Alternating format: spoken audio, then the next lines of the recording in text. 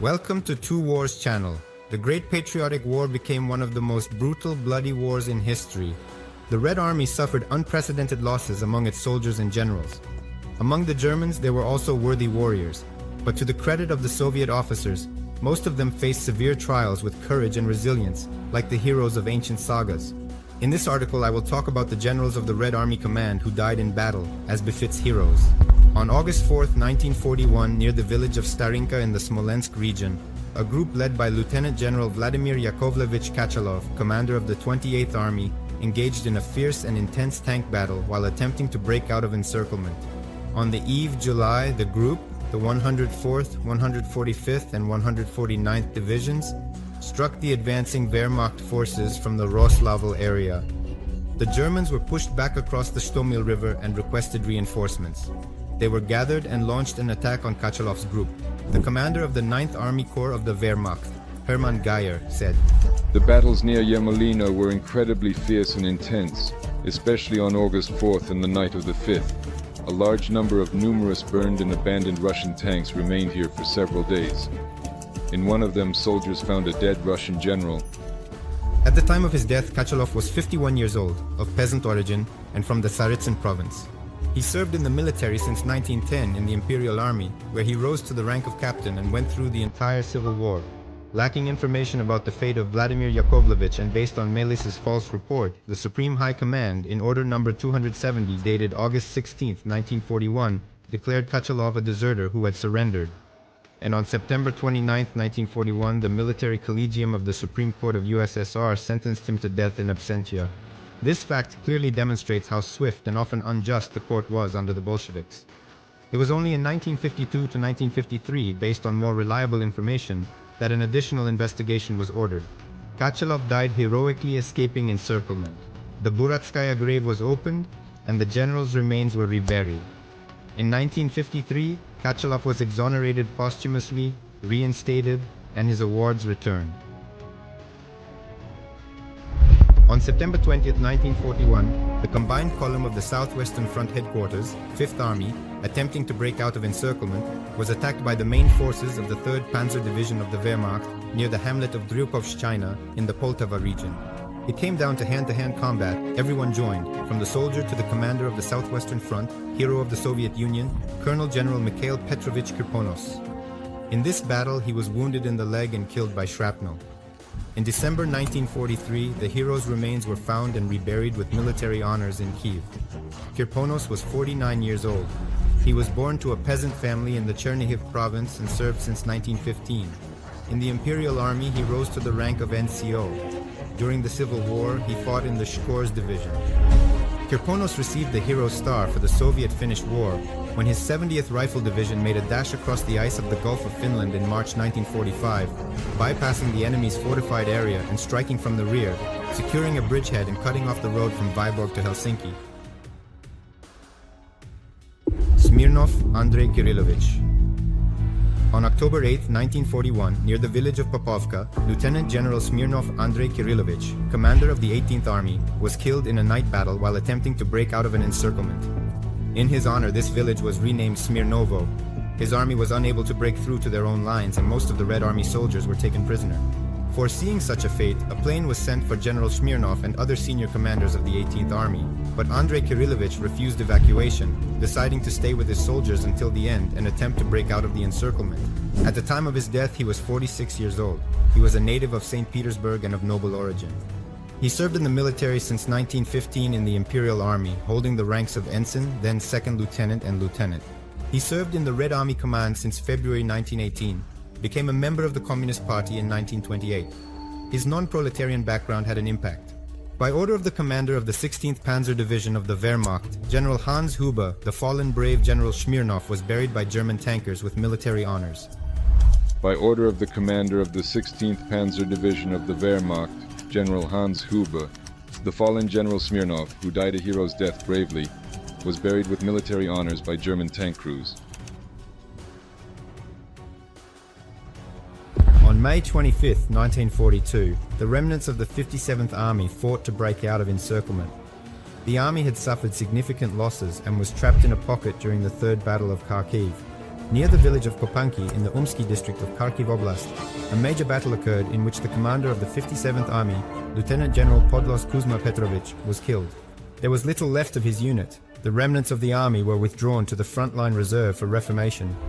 Kuzma Petrovich was 48, a peasant, and from the Chernihiv Governorate. In military service since 1914 in the Imperial Army, where he rose to the rank of non-commissioned officer. He served in the Red Army since its inception, participated in the Civil War and Soviet-Polish War, and fought in the battles at Lake Khasan. Following the analysis of these unsuccessful battles with the Japanese, the commander of the First Army, Podlos, was convicted of sabotage and sent to the Gulag. In April 1940, Kuzma Petrovich was released under amnesty and reinstated in the Red Army. Bogdanov Ivan Alexandrovich.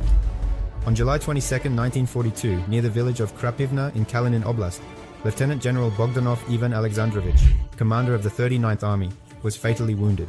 During the Rzhev-Vyazma offensive operation in January-February 1942, it penetrated deep into the enemy's defenses and found itself encircled by early July. Bogdanov led the maneuver of the army to their own lines. According to eyewitnesses, the commanders of his units went ahead of their subordinates in the attacking formations. The 39th Army, 8,000 men, broke out of encirclement.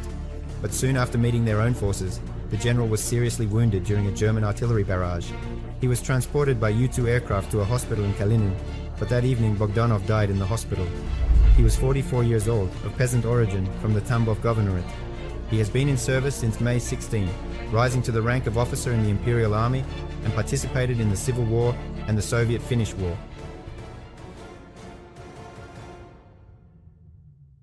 On February 29, 1944, Army General Vatutin Nikolai Fyodorovich, commander of the 1st Ukrainian Front, along with his staff group, were traveling in 2 cars from Rivne to Slavuta, a few miles away. Around 7 p.m., near the hamlet of Milyatin in the Ostro district, they came under fire from an ambush by UPA fighters. The general was traveling on an unscouted route without a security platoon, sent ahead on another road. The staff group did not turn back at the first shots but jumped out of the vehicle and engaged in the fight. Vatutin received a through-and-through gunshot wound. The captured Banderite revealed that the ambush was organized by fighters from the Green Hundred, who had captured and looted a Red Army convoy on the same road a few hours earlier. It should be noted that by that time the UPA already resembled ordinary bandits who even attacked their former allies, the Germans. Despite treatment in the hospital in Rivne and later in Kiev with the use of the then new penicillin, Vatutin developed gas gangrene in the wound, and on April 15, 1944, he passed away. The general was only 42 years old, from a peasant family in the Voronezh region. From 1922 to 1943, he rose from a private in the Red Army to an army general. After 2014, his monuments in Ukraine and his grave in Kiev were desecrated by Ukrainian nationalists. Part of the monument was demolished. Vatutin often said the famous phrase, "Do not take Hungarians prisoner." He said this when he saw what the Hungarians were doing in the territories they occupied.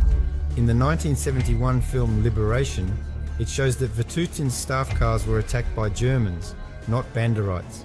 This is not true. It does make a difference. So in general, give it back, in general. Turn around, Germans, return fire.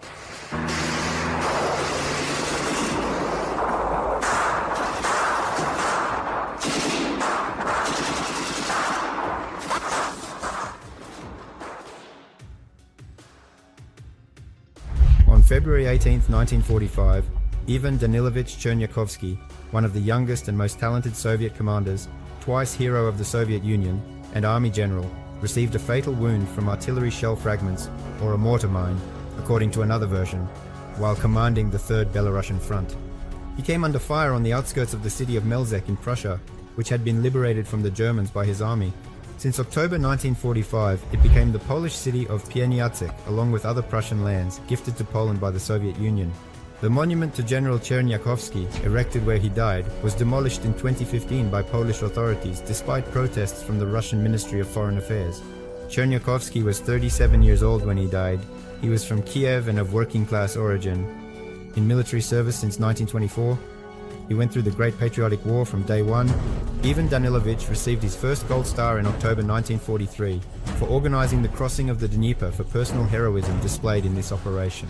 The 2nd July 1944 liberating Vitebsk, Minsk and Vilnius. In the 1990s, Chernyakovsky's remains were moved to Moscow.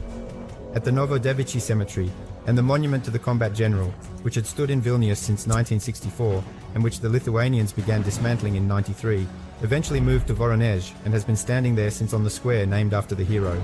All this, despite that if it weren't for Chernyakovsky's decisive actions, Vilnius would have been occupied by the Home Army and gone to Poland.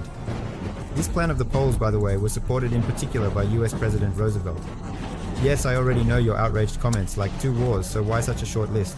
In fact, I will not include everyone, and I will make a second part later. If we make a single video, it will be very extensive. I want to say that despite the mixed assessments of the Bolshevik regime, it is worth noting that there were many respectable people there. These officers and their feats served as an example for all Red Army soldiers, from privates to generals. Who else do you think should be included in this list of Soviet generals? Share your opinion in the comments, like and subscribe to my channel. All of this will greatly help its growth.